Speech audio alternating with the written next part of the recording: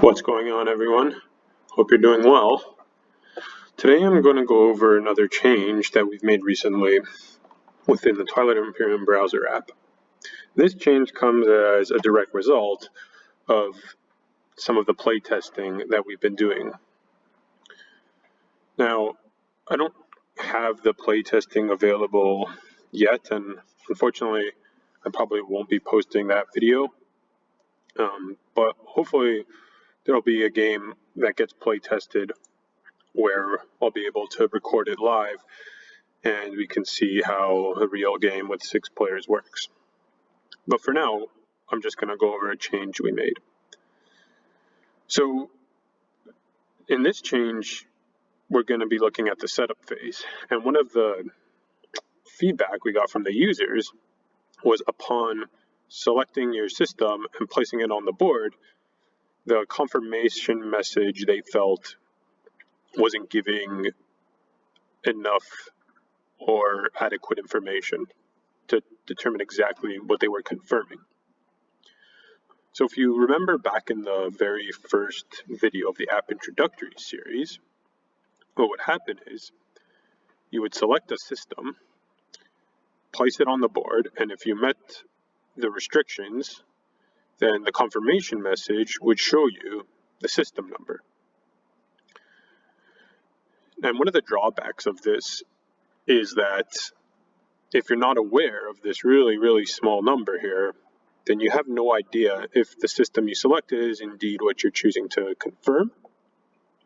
Now, granted, the system you have selected will always be showing up on the big system display here.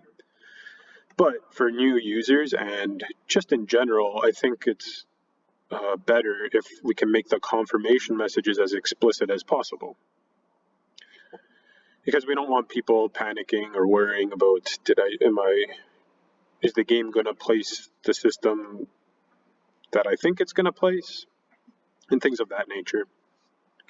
So I think this is really valuable feedback, and I'm going to now show you how we went about improving this. So let's go over to Charlie's tab, as it is his turn to place a system. And Charlie has a bunch of different types of systems here. So we have an asteroid field. Excuse me. Excuse me.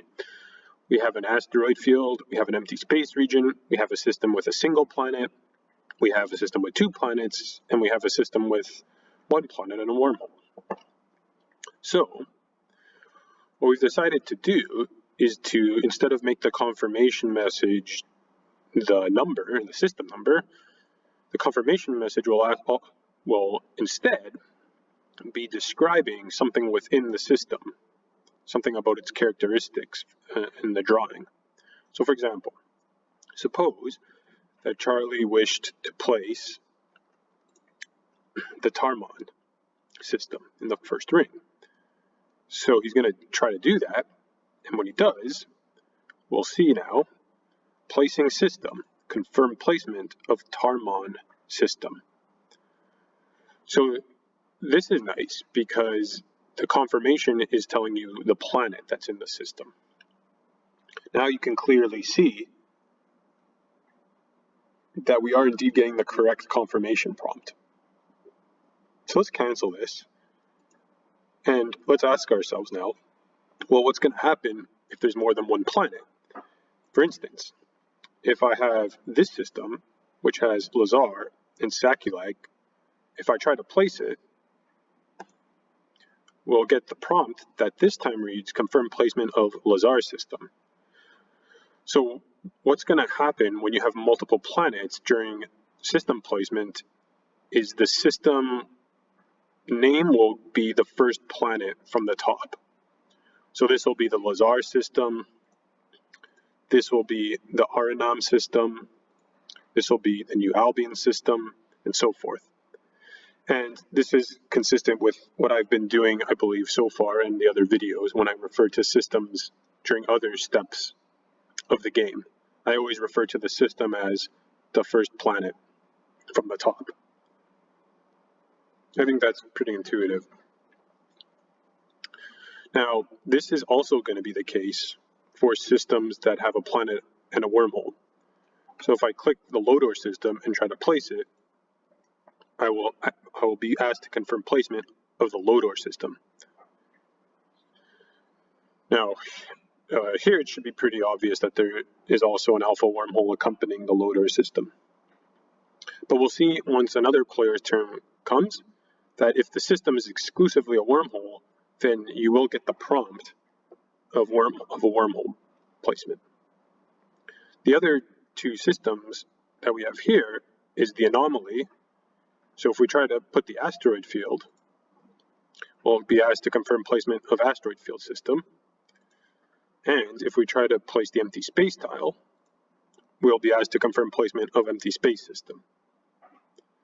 So that's great. So let's go ahead and place the Lazar system. And now going over to Alice's turn, we have a supernova.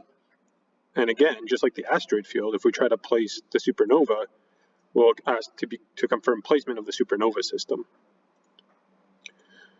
So let's place, say, Welland. So we want to confirm placement of the Welland system. And finally now, once we place another system, we're going to head over to Bob's tab. And Bob, as you can see, has a tile that has only a wormhole in it. So now, if we try to place this wormhole, we'll be asked to confirm placement of specifically the alpha wormhole system. And that's because there's a singular alpha wormhole and a singular beta wormhole in the game. All right, so that's the change there to system placement. I think it's a good one. I had gotten feedback like that, I think, previously from another player, but now that we're doing a full 6-player game test, I think we got that recommendation from at least 2 players, and I'm 100% in agreement there. So if you guys are listening, thanks for that. Appreciate it, as always. And of course, if you're watching and not able to play test, if you see anything in the user interface or in the game mechanics that you feel like would benefit from a change or even a totally new feature, let us know, because that feedback is really valuable to us as developers. Okay, so we'll end the video here today. Hope you enjoy the rest of your day, and we'll see you next time.